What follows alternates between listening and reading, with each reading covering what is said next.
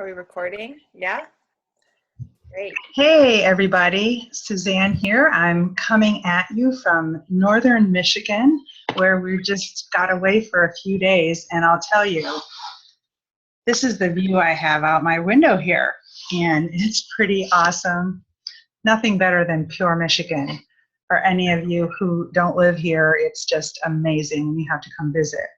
But I'm excited today to do this call, a webinar, because we get to hear from Priya Maithel, who is just 21 years old, and she went silver in 6 just in June, and it was pretty exciting, and I want everyone to hear her story and to hear some of the challenges that she faced and to hear some of the things that she did to make that happen. So I just want to let you know that we are going to be recording this call, and I actually there's a chat over here, so if as we are going along you happen to have any questions, go ahead and jot them down. And certainly when you come on the call, if you could just go ahead and, if you're on the computer, go ahead and just write your name or just let us know who's there, pardon me, and also where you're from. That would be really cool for us. And I think that's about it. So why don't I go ahead and hand it over to you, Priya, and just share your heart with us. So you want me to just start with my story? Yeah, why don't you start with your story, when you got started, just what your journey has been, and up all the way to silver in 6. And, then maybe after that you can share some things that actually you had to put in place to actually make this happen. Yes, so I started with the Young Living. Like I got my kit when I was 18, and let's see, I got my kit when I was 18 before I was going off to school in the fall, because you were like, you need to have some oils for your dorm because there's a lot of things that go around in dorms and you just need them to help keep yourself healthy. And I was like, okay. And at this point I was still not super sold on them. I was kind of like, yeah, they're nice, but I wasn't that excited about them or anything like that. So anyway, I was using the oils at school, and my room kind of became known as, hey Sue, as the, I don't know if this is compliant to say what my room was called at school. It got a name for it that people would go to my room when they needed to have their bodies be in wellness. So, my room became known as that. And so people would come to me, and it was kind of weird because I was like, this is odd that people are just coming to my room asking for oils. And, but it would help them. So anyway, then that next summer I went to the Young Living Convention for the first time. This was 3 years ago. And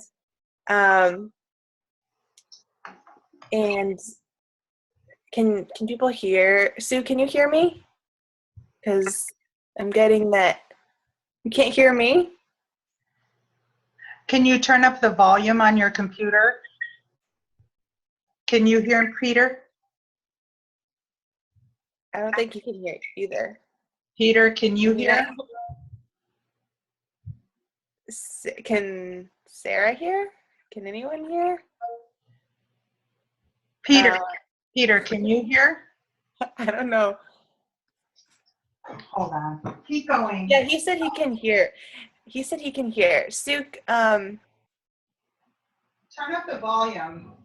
Sue, try turning up the volume on your computer. Can you hear Sue? Can you hear us? Yes. Okay, should I keep going? Yes, keep going. Okay. Anyway, so I went to the Young Living Convention 3 years ago for the first time, and that completely changed my whole perspective on this as a business, and this as and it also grew my belief in the product, because I heard from doctors and psychologists and all of these really credible people that these these were real and these were actually helping people and they were actually working. And also to hear from Gary Young, like, it was just incredible. And so, but the real thing that sold me at that point was when I heard Adam Green speak at that convention. He spoke on the main stage, and he was like 25 at the time, I think, or 26, and he was the youngest person to reach any of the diamond levels, and at like 24 or 25. And hearing him speak and like having accomplished all of that was super inspiring to me as, at the time, an 18-year-old. Like, wow, he's so young and he could do this. Like, maybe I could do this too. Like, this isn't just like something that like my mom is doing, you know, like there are a lot of people doing this and they're like, they're young people doing this. And so that was really, really inspiring. And then also hearing Monique McLean, who had gone Royal Crown Diamond in like 14 months, hearing her speak and her story was just incredible. And so after that convention, that's when I really started doing more of the business side of things. I remember thinking back and like thinking, okay, I want to set a goal for executive by like December or whatever, but thinking that seemed so far away. $4,000 a month, like in my business, just felt like, wow, that seems like so much. But it's crazy how, you know, like everyone feels that way at the beginning, but like it does grow, you know. And I read this book called The Magic of Thinking Big by David Schwartz. I know his last name is Schwartz. I don't know. I think it's David. And it is an amazing book. Then reading that book is what mentally prepared me to fully like push through on the business side of things. And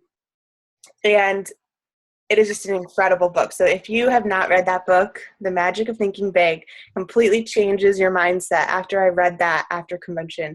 And that was like the kind of the turning point for me. And then since then, I've been sharing the oils, though I did have a few times for a while, I kind of just like toyed with it as more of like a hobby. I didn't treat it as much as a business as I should have, because I was distracted with school and everything. And then I like broke my leg, and it was just, there was a lot of different things going on that I kind of got distracted. But since I went executive in December, which was when Silver and Six started for me, you can't be distracted when you're doing Silver and Six. So I was like gung-ho, like, okay, we're moving forward kind of thing. So that's just a brief glimpse of my story. Did you have more questions? Like, did you want to ask specifics, or do you want me to just keep talking? No, that is awesome. I think that's great. And I think one of the things to realize that, you know, you were 18 at the time and now you're 21, right? And so just all of the kinds of things that 21-year-olds or 18, 19, 20, 21-year-olds have on their mind. And I think when you talk about focus, that's huge. And I think that has just been a huge lesson of learning, you know, what it takes to focus on something till you achieve it. So, go ahead. I was just going to say, one of the things that I've always learned and always throughout this whole thing had in the back of my head is, you know, the long-term benefits and delayed gratification, and knowing that the things I'm doing now, even though I might be sacrificing some other things, I know that I'm pouring into my future, and knowing that, you know, like 10 years from now, 5 years from now, I'm really going to be happy about the choices I made now for my business, you know, down the line, even if it means some like things I have to give up now. That's awesome, Priya. And I think what I would love for you to talk about are some secrets that you have learned on this journey to Silver and Six that you could share with others that maybe want to really work on going silver and beyond. Yeah. So secrets. Well, I have a couple. Number one is just keeping service first, service for your team as the leader of your group. Like, even if you enroll one person, you are you are a leader to them. And you really need to serve your team, even when you don't necessarily want to. And so going out of your way to make sure that they are being taken care of, recognizing their efforts, and really showing them that you appreciate them and you really care about them as a person, not just related to oils, but like their whole life. Like you care about their families, and getting to know them as a person is really important. One thing that I always have really worked hard to do, specifically on the Silver and Six path, is being more intentional about intentional about recognizing rank accomplishments. So sending out postcards, encouraging notes just randomly, just being in a relationship with your team members is really important. And then being teachable, like that is something that has always just been easy for me, but I know that like that's something that some people, it's harder for them. But just really work on yourself to be teachable, because you always want to follow the person that has done it before you and has done it successfully before you. Like that's just the smart thing to do. And so for me, knowing that, you know, you had already built a big organization, like I know you can attest to this, I text you like every day when I'm at school, like about business stuff. Like I was always asking your opinion, always, you know, if I had a meeting coming up, I would say, what do you think about this? How should I go about doing this? Just really, I would encourage you, if you want to build this to Silver, like get to know your upline who is actively building, and like become their best friend. Like ask them questions, and don't be afraid to do that. Don't feel like you're nagging them, because they want to help you.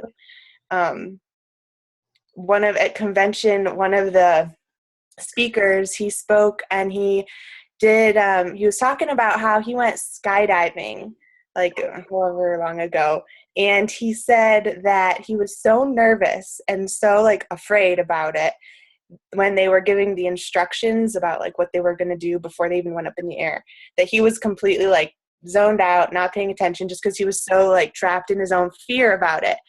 And when they got up in the air, he jumped out of the plane with the guy, the actual guy who knew what he was doing, and something like went wrong, and he didn't like pull the strap that he was supposed to pull or something.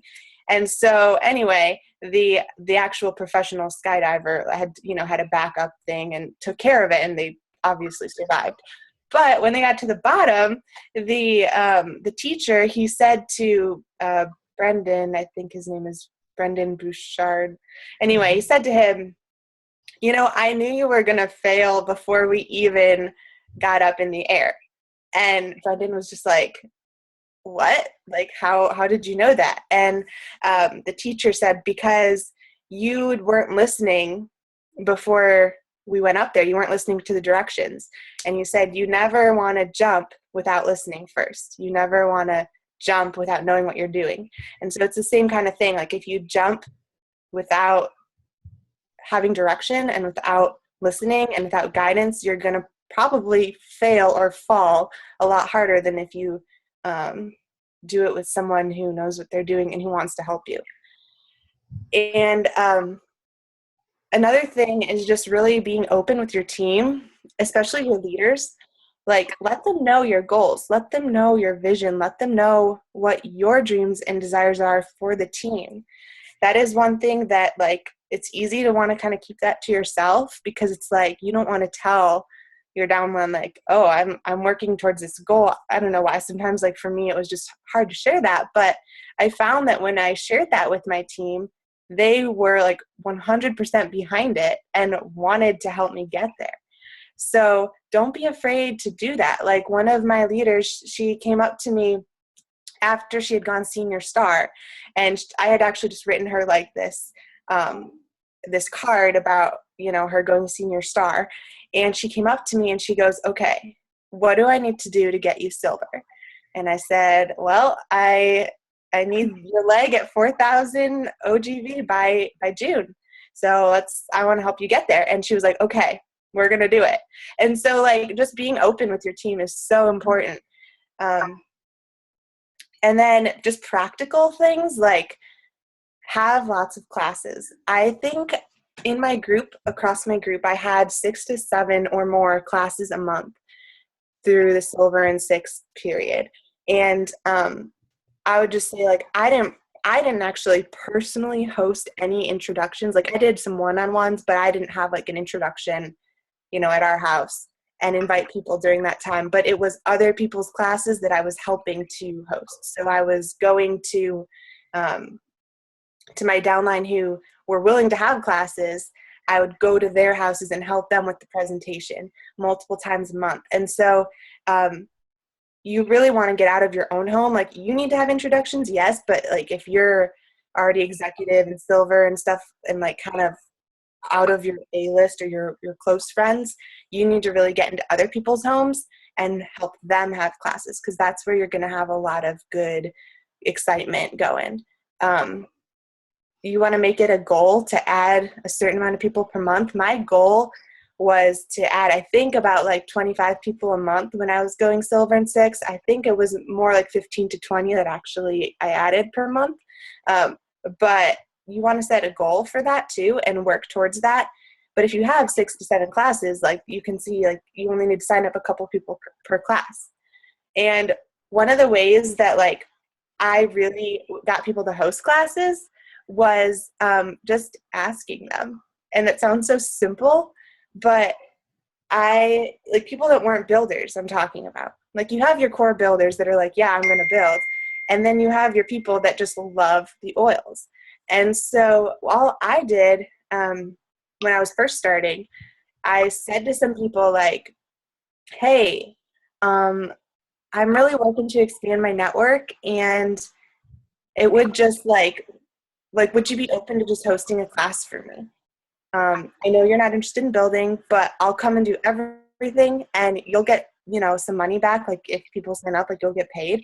It would really help me out. And so many people were receptive to that and open to doing that, because like, they want to help you too. If you're friends with them, like, they're not going to be like, no, I won't do it. I mean, maybe some people will, but like, just ask people. I would say, don't be afraid to just be upfront with people and tell them what you're trying to do.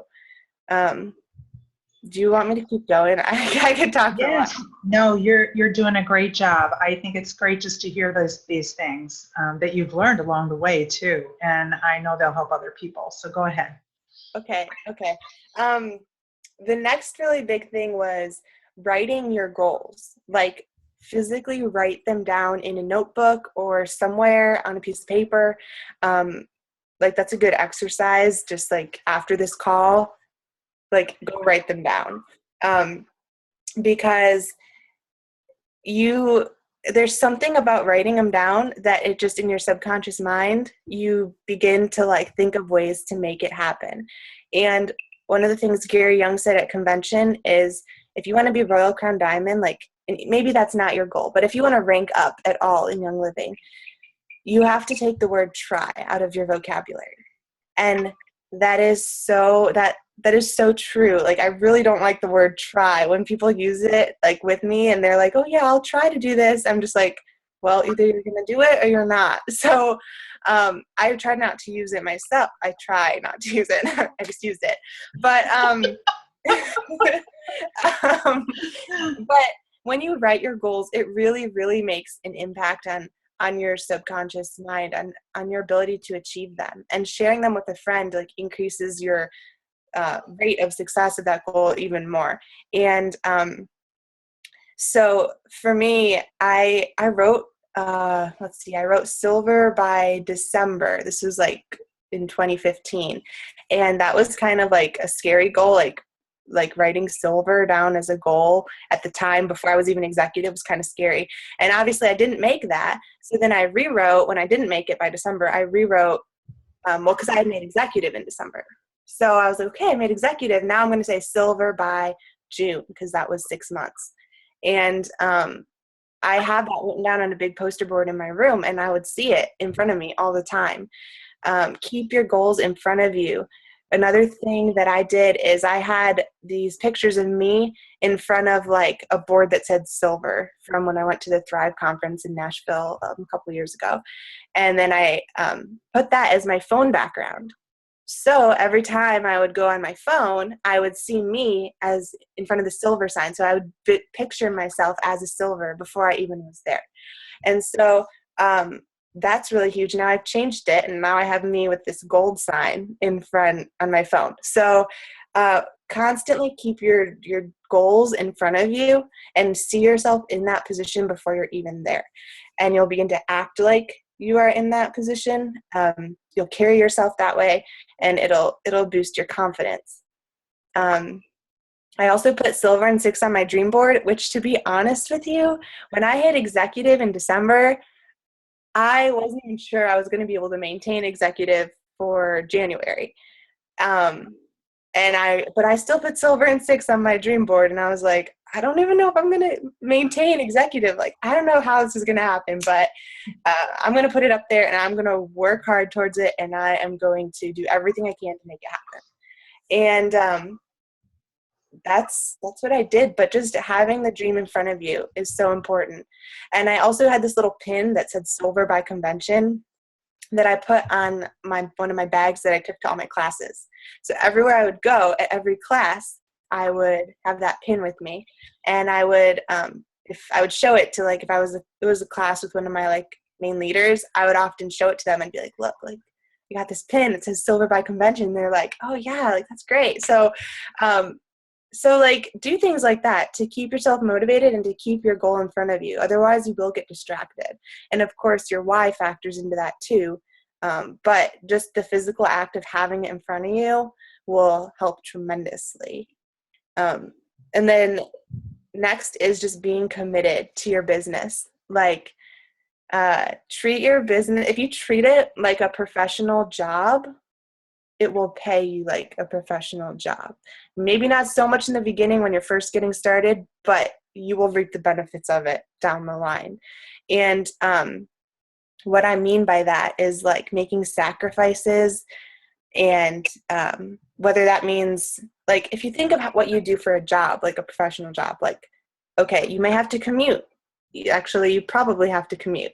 And like for me, that looked like driving an hour and 15 minutes in rush hour to Cincinnati on every weekend in March, so I could be there with my downline, helping them host classes. For you, maybe it means going out on a weeknight when you're tired after you've already been at work for a day. Maybe it means, I don't know. What does that mean for you, though? What does sacrifices look like for you? And, my friends, they would often do things on the weekend. And there were a couple weekends where I had to be like, guys, I can't, like, I have to go to Cincinnati. And they were always just like, why are you going to Cincinnati all the time? Like, what are you doing? And I was like, it's my oil thing. And they're just like, okay, Priya, you do your oil thing. Like, whatever, we're just going to go get ice cream and play mini golf, but you can go to Cincinnati for the day. And they didn't fully understand it. And some of them, I know they still don't fully understand it, but I know one day, I hope they will. And I hope to bring them on board too. But so like, even when your friends and your family don't understand, you just have to do what you know in your heart is right. And you just have to keep going. Sometimes with a job, you have to stay up late to meet deadlines, or get up early on a weekend to go to like a mom-to-mom sale at like 5 a.m. to go set up, like crazy things like that you would do if you were employed and you had to do it. So I'm not saying like you don't want this to be a negative thing. I'm just saying you have to be willing to make sacrifices for your business and realize that you're investing in your business every time you do that. I knew, like, it's not easy. It may not be easy, but it's worth it. Were you going to say something? Yeah, I was just going to go back, because I think one of the things that you were talking about, that just as you were saying all of this, knowing, I can think back of what I may have been thinking of and doing when I was in college and 18, 19, 20, 21 years old. And I really believe a lot of what you walked out was a kind of faith that you knew that you got this bug in you, that this is what you wanted to do, and then you had the faith to walk it through situations all along. And I know, while you were talking, I looked up, the verse in the Bible, the definition of faith. Um, it's the confidence that what we hope for will actually happen, and the having the assurance about things that we cannot see. And so I know the things that you were talking about, I think were awesome, about the writing it down and writing your goals, even when you didn't know that it was going to happen or not. And I think sometimes we need to just fake it when we don't even really know if it's going to happen, and that's okay, because we are actually verbalizing what we want to happen in our lives. And when it's positive like this, great things can happen. So I don't know if you wanted to comment on that, but I think that's something that today, I think people get so beat down with so many things in life, and we hear the newscast, we hear everything, and the world just kind of comes in on us, and then we think we can't do anything, or that won't work, or this won't work, or I don't know if I can do this. So when you think about just taking raw faith and what that means and how to walk that out. For sure. Yeah, that was definitely a big part of it. Another thing that I had to kind of overcome was my age, because people in general tend to, as a student, they might think, oh, like, what does she know about oils? Like, what does she know about all of this? Like, she's not even 21 yet, And so one of the things I had to do was to work harder to be seen as more credible, and kind of like the fake it till you make it thing. Just whenever you go somewhere, whenever you do a class, always dress a level up. I always try to dress really professionally, even at introductions in someone's home. Just because I want people to know that, like, this is something I take seriously. This is my business. This is, so, make yourself look credible, be professional about it. And then investing back in your business, even like financially. Now, as a student, like this is like my only job. I don't have a job on campus or a summer job. This is what I do. And I don't, at the time, I don't make like that much, at all. And so for promotions and stuff, one of the things you have to do though is be willing to invest back in your business. So the money that you do make, like when I invest it back in promotions, like I know that it's ultimately going to pay off in the long run. And so another tip you can use if that's hard, if financially, like it's hard for you to do promotions and stuff, think about using your essential rewards points to buy things for incentives. That's something I did because it was like free points. I was like, great, I'll use them to pour back into my business. But overall, like just as kind of a general big key point to like hit home, I would say the biggest challenge you will face is your mind. And if you can overcome that, you can overcome any challenge your business would bring up, like physically, like practically bring up. Because as soon as you commit in your mind and tell yourself that you're going to have no excuses, there's going to be no trying, that it is happening, whether like no matter what happens in your life, it is happening. And if you can convince yourself of that 100%, you can overcome anything that will actually come up in your business, because you will find a way to get around it. Like your mind always works to find its way around problems if you tell it that there's no way out. It's kind of like that. Like if you were in a survival situation and you literally had like no choice but to find a way to survive, your body would do crazy things and your mind would do crazy things to find a way to fight to survive. And so it's kind of the same thing. If you tell yourself there's no way, no turning back, no backing out, no excuses, like there's really nothing you can't overcome in your mind. So that is the biggest thing. Yeah, absolutely. And I know, we talked about this, reading, associating with other people on the team.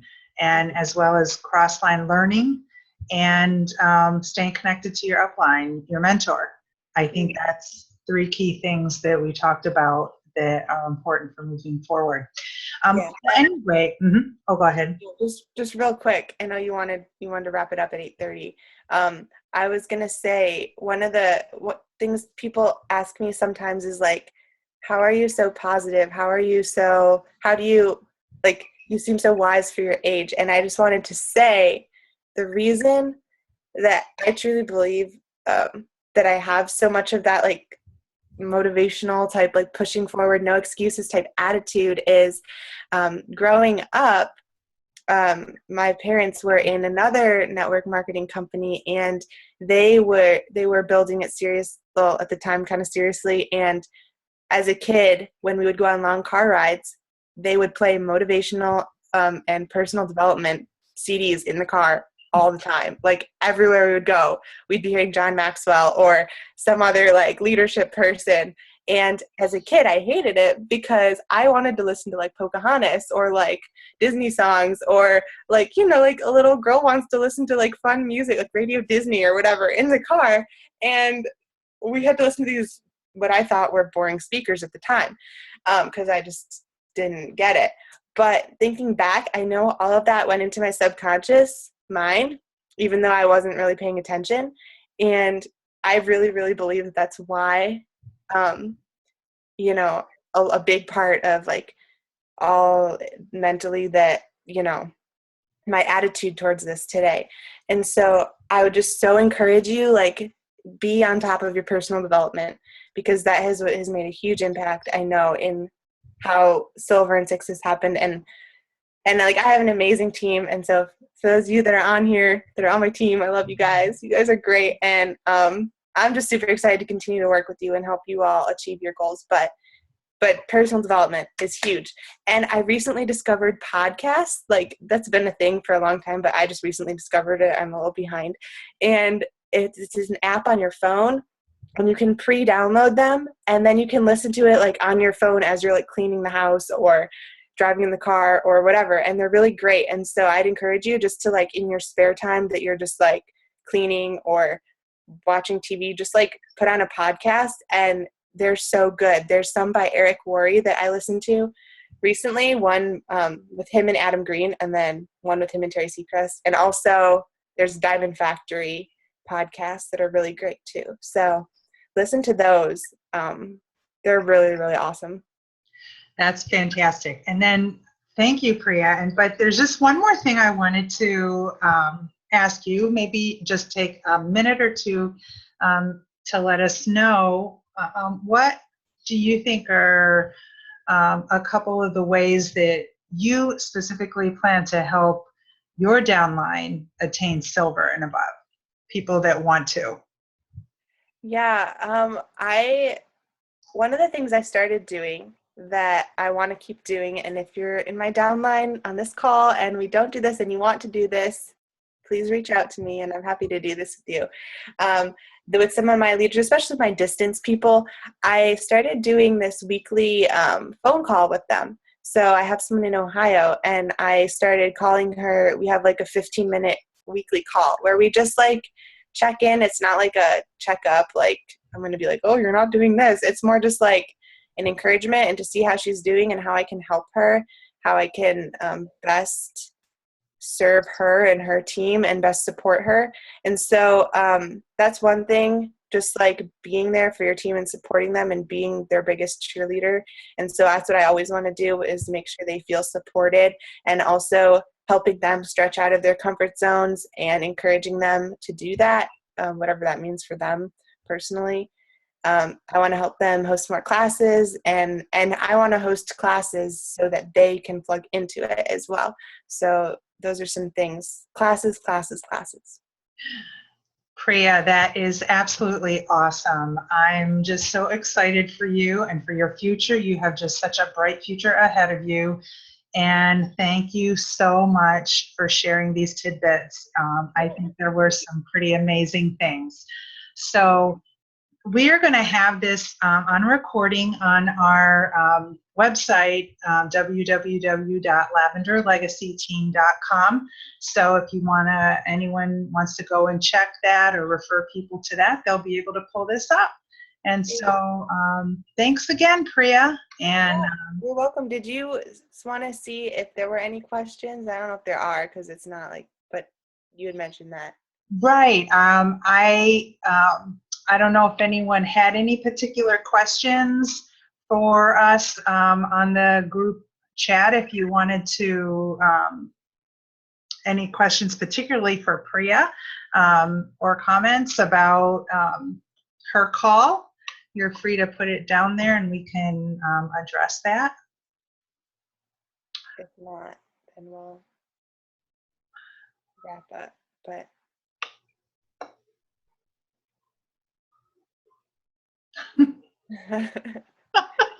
well, by the way, here we're just about ready to go out and get ice cream. Here's my view again. I just want you all to see it because I'd love for all of you to experience this sometime. It's just hard to leave. We're going to come back, go get ice cream, and come back and have a campfire by the sunset. It's going to be a gorgeous sunset tonight, you guys. So anyway, wish you all the best. And I see Sue's little message. yes.